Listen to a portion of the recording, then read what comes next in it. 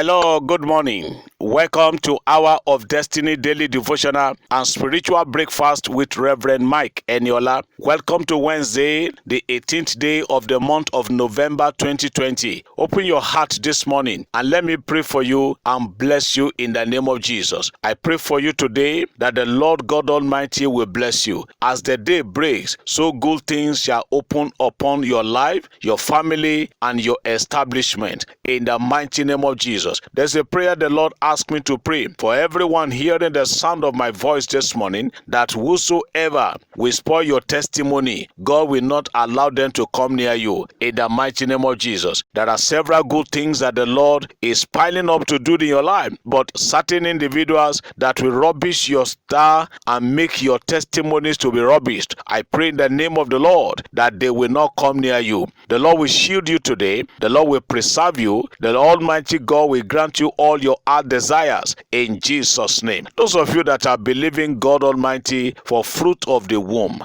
I want to pray for you specifically today that the Lord will take away every impediment, every blockage of your fallopian tube, whatever that has made it impossible for you to be fruitful in your marriage. I curse it in the name of Jesus. I am praying for you in the name of the Lord, that God that said that we should procreate, the God that said we should replenish the earth, the Lord that said we should subdue the earth, God will give you your own children in Jesus' name. And those of you that are believing God for marriage partners, I am praying that the Lord will answer you and take away every shame from your life in Jesus' name. Somebody say amen. As you go out today, for those of us that are going to be driving today, I pray that your driving on the way, your journey, everything shall be positive today. The enemy shall not double cross you. You will not lose your life today. No member of your family shall be considered to be dead today in Jesus' name. You are blessed and you are lifted. Somebody say amen. I believe, I shall receive. Glory to God. Beloved, straight we are going to hear the word as we continue from where we stopped yesterday. Yesterday, I told us that the Lord laid it in my heart to share a portion with us from my book that has just been published. The title of the book is The Backside of Life. The backside of life, and we started considering chapter 5 of it yesterday, which is titled Press the Right Button. I told us yesterday that no matter how prayerful you are, no matter how prayerful you may be, if the right buttons that you're supposed to press are not pressed, nothing is going to work. There are people today that have substituted the time they are supposed to be up and doing. They spend the whole time praying. Prayer is good. I also pray and I believe in prayers. I teach about prayer, but don't use the time you are supposed to use for some other thing and say you are using it for prayers. There should be time for prayers and there should be time for you to press other buttons. Yesterday we look at the first button that you need to press so that doors can open for you. We said number one, the button of obedience. If you are living in disobedience, then forget about God blessing you. Today we want to look at another button from the book which I call the button of sacrifice. And I put down in the book, I said, to move from Mr. Nobody to Mr. Somebody, you must learn how to sacrifice. Many of us are deficient when it comes to issue of sacrifice. Some cannot sacrifice their time. Some people cannot sacrifice their comfort. There are people today who cannot sacrifice their house or anything for the sake of the kingdom. They are not ready. Some cannot sacrifice their car. Some cannot sacrifice their sleep. Some cannot sacrifice their money, and they want God to move them forward in life. In the Bible, Jesus paid the supreme price. He gave his life for the ransom of the whole world, and today there is no name that is greater than the name of Jesus, both in heaven and on the earth beneath.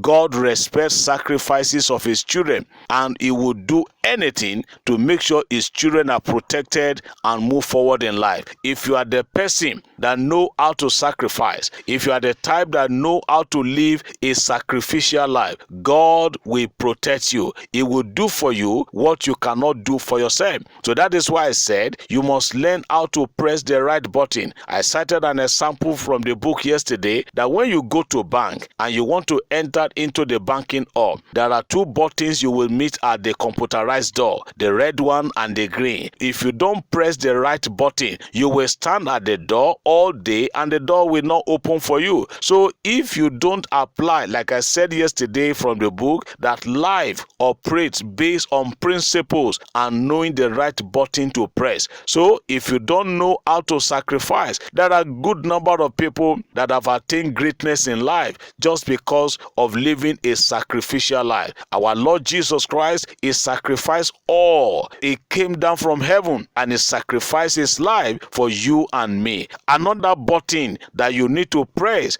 so that door can open for you is the button of right association. The button of right association. The Bible says in 1 Corinthians chapter 15:33, it said, "Be not deceived, God is not mocked." It said, "Evil association corrupt good manners." Who are your friends? I want to read again from the book. It said, "The reason why some are where they are in life is because they've refused to move with people of like mind." Your association with wrong fellows can make you to remain at the backside of life than you can ever imagine. It is high time you break off every relationship or association you know that is not contributing anything meaningful to your life. If Peter and the other disciples had not associated with Christ, nobody would have known or read anything about them to today. That is right. In the book of Acts of the Apostles chapter 4 verse 13, Acts chapter 4 verse 13, the Bible says, "When they saw the boldness of Peter and John, and they perceived that they were uneducated, they were not known, they were just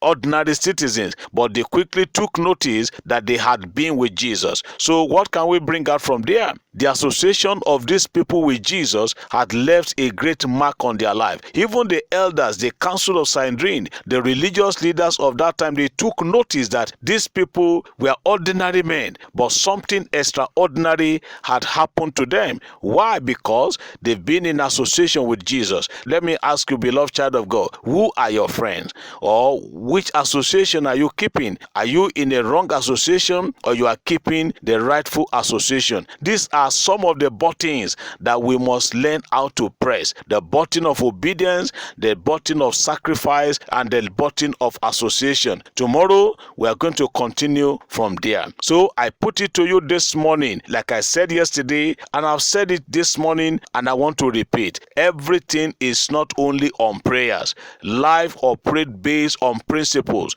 One great man of God says, "Principles make principal men." If you want to become a principal, you must learn how to obey simple instructions and keep to some principles in life. You don't just live your life anyhow. You don't just live your life and just give and take anyhow. You must be principled. You must press the right button. Once you pray and you press the right buttons, I want to tell you, child of God, doors will open for you.